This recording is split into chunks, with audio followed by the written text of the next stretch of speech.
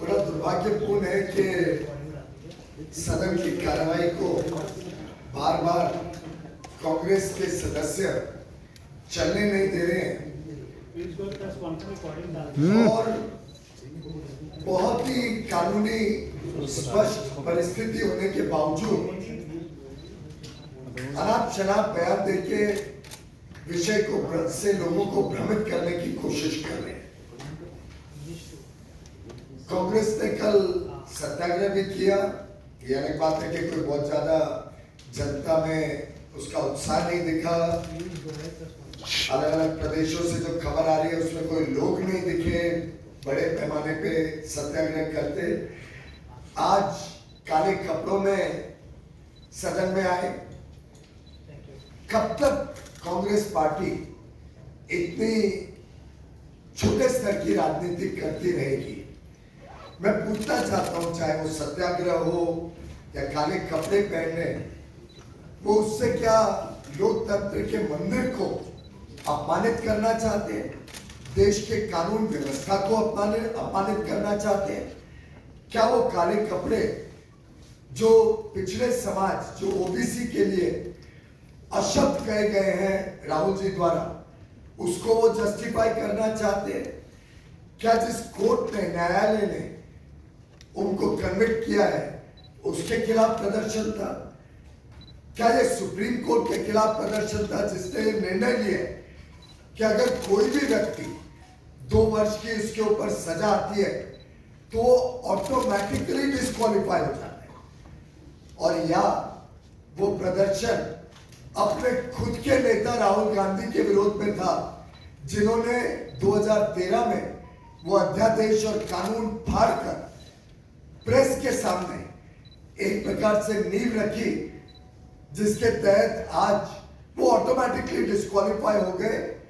जिस दिन न्यायालय ने ये निर्णय लिया कि उनको 2 साल की सजा मानहानि के इस बहुत ही ओछे बयान के ऊपर, जिससे पूरा ओबीसी समाज देश का व्यतीत है, नाराज है कांग्रेस के ऊपर, राहुल गांधी के ऊपर। और मैं समझता हूं कि ना सदन को, ना सदन के स्पीकर या चेयरमैन को किसी की इसमें कोई डिस्क्रिशन नहीं है। कानून सुप्रीम कोर्ट ने बड़ा स्पष्ट रखा है कि जिस वक्त 2 वर्ष की सजा किसी भी एमपी या एमएलए को होती है, उसी समय से ही स्टैंड्स ऑटोमेटिकली डिस्क्वालीफाइड।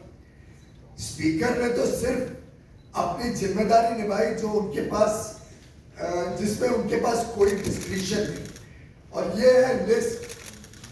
12 ऐसे और केसेस हैं जो अभी तक ऑटोमेटिकली डिस्क्वालीफाई हुए हैं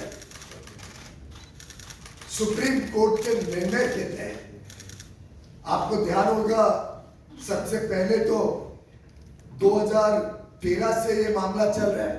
2013 में लालू प्रसाद यादव जी, रशीद मसूद जी, जगदीश शर्मा जी, और ये 3 अलग अलग पार्टी के, लालू प्रसाद यादव आरजेडी के, रशीद मसूद कांग्रेस के, जगदीश शर्मा जेडीयू के, ऐसे ही सर्व गणपति डीएमके के, मोहम्मद फैजल एनसीपी के हाल में डिस्क्वालीफाई हुए, अब्दुल्ला आजम खान समाजवादी पार्टी के, तो 6 अलग अलग पार्टी के तो सांसद डिस्क्वालीफाई हुए।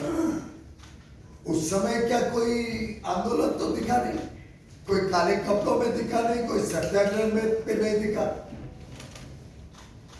ये स्पष्ट दिखाता है जो प्रमोद तिवारी जी ने बयान दिया हाल में ही, जिसमें उनके शब्द थे राहुल गांधी के परिवार के लिए कानून अलग होना चाहिए, और ये भी कहते हैं सेंटेंस में अलग होना चाहिए, कन्विक्शन में नहीं। यानी एक प्रकार से वो इस बात को स्वीकार कर रहे हैं कि उन्होंने गुनाह तो किया है, अपराध तो किया है, क्योंकि उन्होंने कहा कन्विक्शन तो करते हुए तो देखा जाता है अपराध क्या था, उस पर उनका कोई आलोचना नहीं है।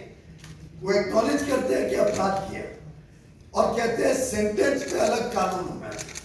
ये हमारे किसी को समझ नहीं आ रहा है कि एक परिवार के लिए इस देश में कैसे अलग कानून मांगते हैं।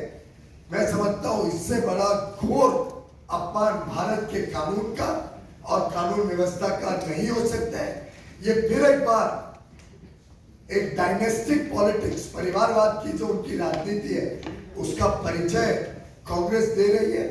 इतने सारे केसेस के बाद क्योंकि राहुल गांधी जी ने, और उनको तो माफी मांगने की जरूरत थी। कल एक उनके कांग्रेस के नेता ने बयान दिया कि उनके खुद के नेता बार बार कहते गए, राहुल जी आप माफी मांग लो, विषय समाप्त करो। लेकिन उनकी एरोगेंस थी, उनका घमंड था कि वो माफी मांगने से उन्होंने इनकार कर दिया। और आज लोकतंत्र के ऊपर सवाल उठाने की बात कर रहे हैं। मैं समझता हूं कि लोकतंत्र में स्पीकर के पास जिस प्रकार से मिसबिहेवियर हो रहा है हाउस में, चेयरमैन के पास जिस प्रकार से भद्दा व्यवहार राज्यसभा के कांग्रेस और अन्य विपक्षी दल के सदस्य कर रहे हैं, एडजर्न करने के अलावा कोई पर्याय ही नहीं है। ऐसे में एक तरफ खुद एडजर्न कराते, व्यवहार देखिए, आज कागज फाड़ के पहली बार लोकसभा में इतने वर्षों में कागज फाड़ के उन्होंने आसन पर फेंके। ऐसी परिस्थिति में मैं समझता हूं कि स्पीकर बार बार कहते रहे कि मैं चलाना चाहता हूं हाउस, सबको मौका मिलेगा। लेकिन कांग्रेस की मंशा ओबीसी समाज का अपमान करने की है, ये बहुत स्पष्ट रूप से देखने को मिलता है। माफी भी नहीं मांगूंगा क्योंकि इनकी मानसिकता ही ओबीसी समाज के विरुद्ध रही है, पहले भी थी और आज भी उसका परिचय देश के सामने बार बार देखने को मिलता है। ये नरेंद्र मोदी जी की सरकार है, ये कभी कानून के साथ कॉम्प्रोमाइज नहीं होने देगी, कानून को सर्वोप्रिय मानती है और भारत का जो संविधान है वो सबके लिए समान है। भारत के हर नागरिक को संविधान और कानून के तहत अपना काम करना है।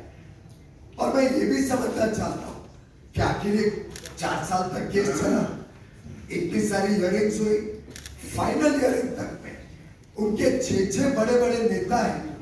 अभिषेक मनु सिंघवी जी बड़े वरिष्ठ लॉयर हैं, चिदम्बरम जी बड़े वरिष्ठ लॉयर हैं, कपिल सिब्बल जी बड़े वरिष्ठ लॉयर हैं, केटीएस तुलसी जी बड़े वरिष्ठ लॉयर हैं, विवेक तन्खा जी हैं, मनीष तिवारी हैं। 6 तो ध्यान में आता है तुरंत, जो बड़े विख्यात कानून के उनके मान्य सदस्य। इसमें से एक भी सदस्य कोई भी हियरिंग में, ना आखिरी हियरिंग में गया, और जब कन्विक्शन हो गया उसके बाद भी आर्गुमेंट्स चले। उनके वकील ने भी आर्गुमेंट किए, जो पिटिशनर था उसके वकील ने भी आर्गुमेंट किए। एक भी बड़ा कानूनी उनका सांसद या बड़ा उनका नेता ना हाजिर होना, ये भी एक सवाल उठाते हैं कि क्या ये कांग्रेस की अंदरूनी कोई लड़ाई है? क्या कांग्रेस के नेता स्वयं राहुल गांधी जी को तकलीफ में डालना चाहते थे? ये किसके एडवाइस में पूरी कानूनी प्रक्रिया उन्होंने चलाई, ये वास्तव में सवाल खड़ा करते हैं। और मैं समझता हूं राहुल गांधी जी को कोई अधिकार नहीं है कि वो देश के कानून से अपने आप को बड़ा समझे। इस घमंड के साथ पूरे ओबीसी समाज की अपमान करे और बार बार सदन के पीठ के ऊपर जो पीठासन अधिकारी हैं, जो स्पीकर चेयरमैन का अपमान और उनकी अवमानना करने की जो कोशिश की जा रही है उनके अलग अलग नेताओं द्वारा, उसका भारतीय जनता पार्टी घोर निंदा करती है। बहुत बहुत धन्यवाद। एक विषय जरूर मैं पूछना चाहूंगा कांग्रेस के माननीय सांसदों को कि ये जो काले कपड़े कहां पहने जाते हैं, किस जगह पर ये काले कपड़े ज्यादा देखने को मिलते हैं? और मुझे लगता है उनके पास इतनी हताशी हो गई, आज इतना वो डिमोरलाइज है कि वो शायद सिर्फ काला जादू पे फिर एक बार अपने आप को ठिकाना चाहते हैं। वो शायद बाकी सब पर्याय उनके फेल हो चुके हैं।